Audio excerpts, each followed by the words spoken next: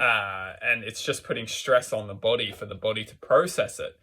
Then the body is starting to take fatigue, and then while it's also fatigued, it's building up its own accumulations of toxins and stress from the body having to process all these modified foods, that eventually the body just gets sick and tired and fatigued.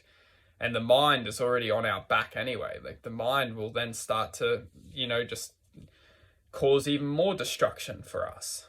So if you think we're a soul sailing a ship, you wouldn't be running your ship into like the side of rocks and stuff. If you want to be sailing good, you'd want to be sailing in deep water, and trying to avoid storms, and in order to do that, you need good wind, healthy wind, and not, so that that essence of just having good healthy food can really help us steer in the direction of escaping these kind of dark energies or negative energies which are holding on to us in this present moment of time.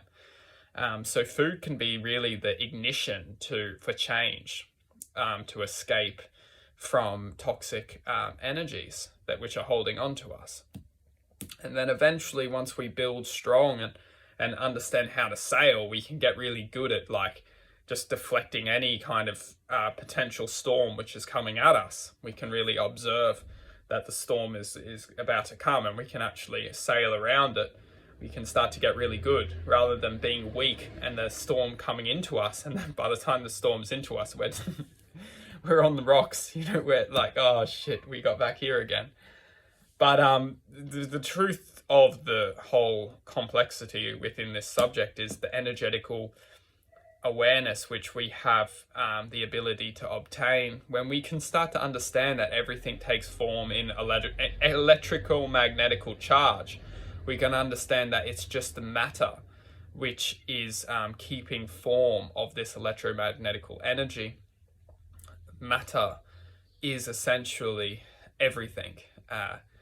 And when we can feel the heart, we can start to understand how we are governed by our mind.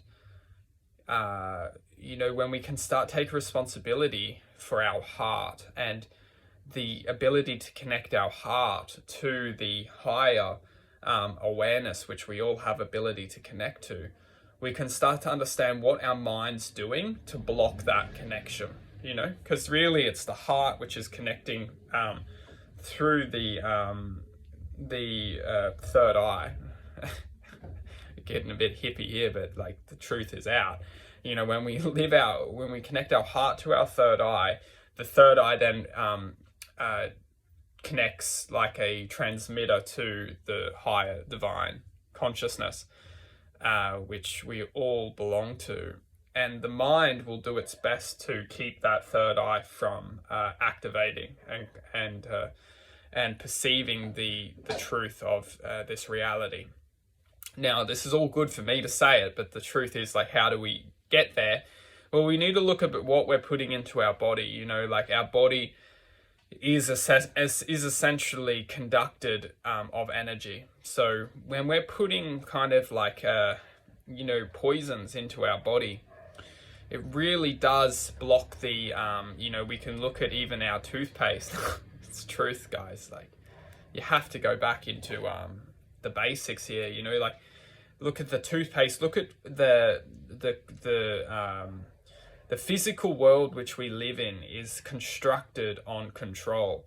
So when we can start to look at a holistic level of naturability, we can start to understand why we are being controlled in the first place. So to really understand, going back to basics about kind of a natural perspective, will open up our ability to enhance our true identity of the human.